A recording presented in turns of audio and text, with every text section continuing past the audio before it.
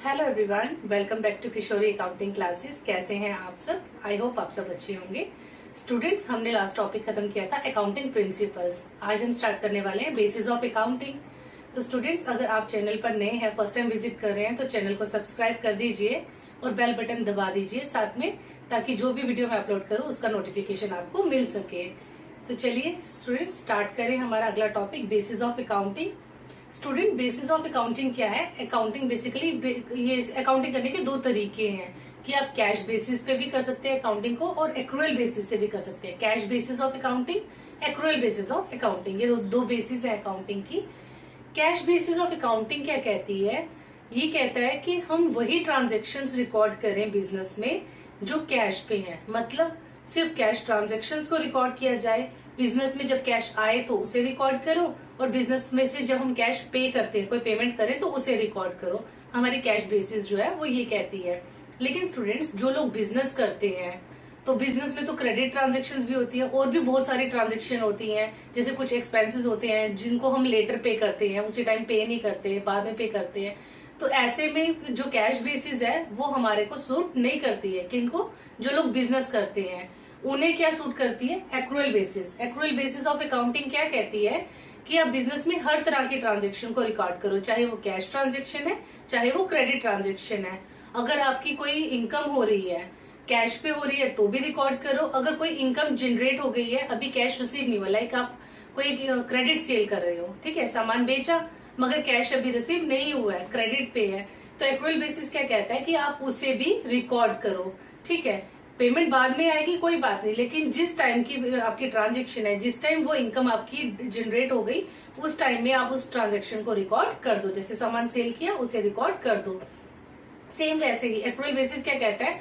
कोई एक्सपेंस आपका ड्यू हो गया है, जैसे कि कोई सैलरी पे करनी है, आपने पे की नहीं है, लेकिन जो सैलरी है वो ड्यू हो चुकी है, तो वो आप उसे रिकॉर्ड कर दो। आउटस्टैंडिंग सैलरी लिख के रिकॉर्ड कर दो, लेकिन आप उसे मेंशन कर दो, रिकॉर्ड कर दो अपने बुक्स में। आप पेमेंट जब मर्जी करो, लेकिन एक्सपेंस जिस टाइम का है उसे उसमें रिकॉर्ड कर दो। तो स्टूडेंट्स, ये दो बेसिस है अकाउंटिंग की, कैश बेसिस और एक्रूअल बेसिस। ठीक है, हम इन दोनों का डिफरेंस पढ़ लेते हैं प्रॉपर, क्या क्या पॉइंट्स है इसके अंदर। इसमें यही चीज है कि कैश बेसिस से भी अकाउंटिंग की जा सकती है और एक्रूअल बेसिस से भी अकाउंटिंग की जा सकती है।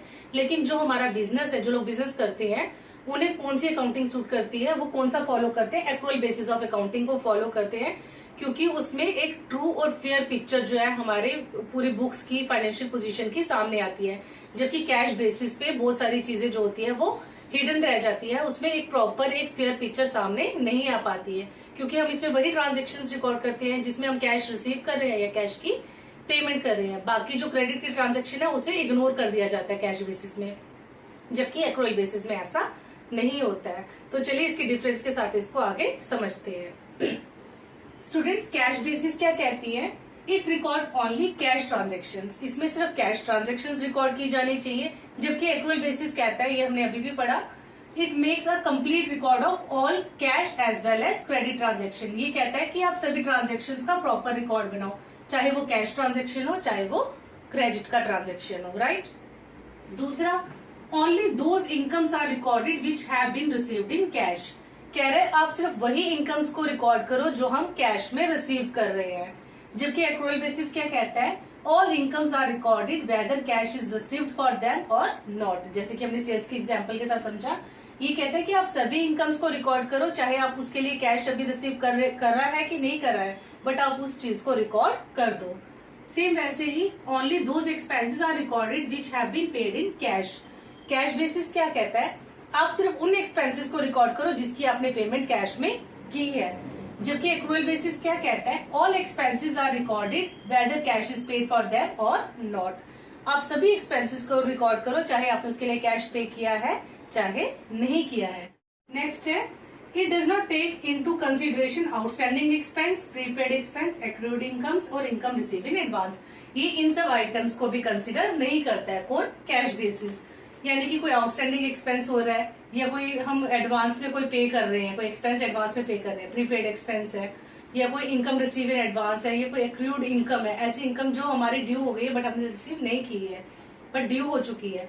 कैश बेसिस ऐसी किसी भी आइटम को कंसिडर नहीं करता है, जबकि एक्रूअल बेसिस में ये सब आइटम्स कंसिडर की जाती हैं। ठीक है, कंसिडर ऑल सच आइटम्स। ठीक है student. Next is cash basis does not recognise under companies act 2013। ठीक है, ये कंपनीज एक्ट 2013 के अंदर रिकॉग्नाइज नहीं किया जाता, जबकि एक्रूअल बेसिस जो है उसे रिकॉग्नाइज किया जाता है। उसके बाद है it does not ascertain correct profit और loss because it does not make complete record of all cash और क्रेडिट ट्रांजेक्शंस।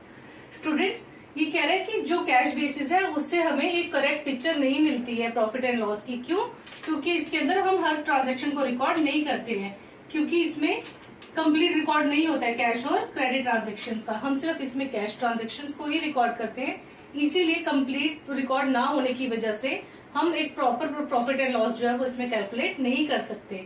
जबकि it ascertain correct profit and loss, इसमें हम करेक्ट प्रॉफिट एंड लॉस निकाल सकते हैं, क्योंकि it makes a complete record of cash and credit transactions, क्योंकि इसमें कैश और क्रेडिट ट्रांजेक्शन्स का हमने कंप्लीट रिकॉर्ड रखा हुआ है। Third, it is suitable for professional people. ये किनके लिए सुटेबल है? जो प्रोफेशनल्स है, जैसे कि डॉक्टर्स हो गए, इंजीनियर्स हो गए या कोई सोसाइटीज वगैरह हो गई, ये उनके लिए सुटेबल है जिनके बिजनेस में सिर्फ कैश ट्रांजेक्शन्स होती हैं, कैश की पेमेंट्स होंगी और कैश रिसीव हो रहा है, राइट। जबकि it is adopted by the business enterprise with the profit motive. इसको कौन वो करता है? ये बिजनेस, जो हम बिजनेस करते हैं जो लोग, वो अडॉप्ट करते हैं एक्रूअल बेसिस को अपने बिजनेस को मेंटेन करने के लिए, राइट। स्टूडेंट्स आई होप ये जो इसके डिफरेंस है कैश बेसिस और एक्रूअल बेसिस का, ये आपको समझ में आया होगा, क्लियर हुआ होगा। अब हम करते हैं इसके एडवांटेजेस और डिसएडवांटेजेस। ठीक है फ्रेंड्स, अब है advantages of accrual basis of accounting. इसके क्या एडवांटेजेस है? सबसे पहले तो ये कौन सा प्रिंसिपल फॉलो करता है? मैचिंग कंसेप्ट, जहाँ पे एक्सपेंसेस और रेवेन्यू को मैच किया जाता है। सेकंड, इसमें क्या होता है कि कंसिस्टेंसी बनी रहती है प्रॉफिट को कैलकुलेट करने की। तीसरा, ये रिकॉग्नाइज किया गया अंडर कंपनीज एक्ट। इसके डिसएडवांटेजेस क्या है एक्रूअल बेसिस के? कि ये उतनी सिंपल नहीं है जितनी की कैश बेसिस सिंपल है, राइट। दूसरा, इसके अंदर क्या होता है? एस्टिमेट्स और पर्सनल जजमेंट्स की रिक्वायरमेंट होती है, जबकि कैश बेसिस में ऐसा नहीं होता है। Okay students, next is advantages of cash basis of accounting. अब पहले हमने पढ़े एक्रूअल बेसिस के एडवांटेजेस और डिसएडवांटेजेस, अब हम करेंगे कैश बेसिस के। इसके कैश बेसिस के क्या एडवांटेजेस हैं? सबसे पहले, इसमें किसी भी तरह के एस्टिमेट या पर्सनल जजमेंट की जरूरत नहीं होती है। ठीक है, ये बहुत सिंपल होती है। It is suitable for those enterprise where most of transaction are on cash basis. ये उन एंटरप्राइजेस के लिए सुटेबल है जहाँ पे सिर्फ कैश में ट्रांजेक्शन होती है, जैसे कि हमने पढ़ा डॉक्टर्स या एडवोकेट्स वगैरह के लिए ये सुटेबल रहती हैं। डिसएडवांटेजेस क्या है कैश बेसिस के? कि it does not give true और fair view of profit and loss. इसमें क्योंकि कंप्लीट इन्फॉर्मेशन नहीं होती है, जिस वजह से हमें एक कंप्लीट पिक्चर, एक करेक्ट पिक्चर नहीं मिलती है।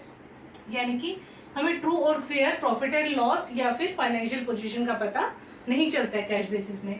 दूसरा, इसमें मैनिपुलेशन के काफी ज्यादा चांसेस होते हैं, कैश कम ज्यादा करके दिखाया जा सकता है। और तीसरा, कंपनीज एक्ट जो है वो भी इसे रिकॉग्नाइज नहीं करती है। स्टूडेंट्स, इसी के साथ हमारा बेसिस ऑफ अकाउंटिंग कंप्लीट हुआ। हमने पढ़ा बेसिस ऑफ अकाउंटिंग क्या होती है, कैश और एक्रूअल में डिफरेंस पढ़ा, इनके एडवांटेजेस और डिसएडवांटेजेस पढ़े। आई होप आपको ये पूरा कंसेप्ट, ये सारा समझ में आया होगा बेसिस ऑफ अकाउंटिंग का टॉपिक। ठीक है, आज हमारा अकाउंटिंग प्रिंसिपल्स हमने कंप्लीट किए थे इस यूनिट के, और बेसिस ऑफ अकाउंटिंग भी हमने आज कंप्लीट कर लिए। आई होप ये सारा का सारा आपको अच्छे से समझ में आया होगा। स्टूडेंट्स, अगर वीडियो आपको अच्छी लगी हो तो इसको लाइक करें और चैनल को सब्सक्राइब करना मत भूलिएगा।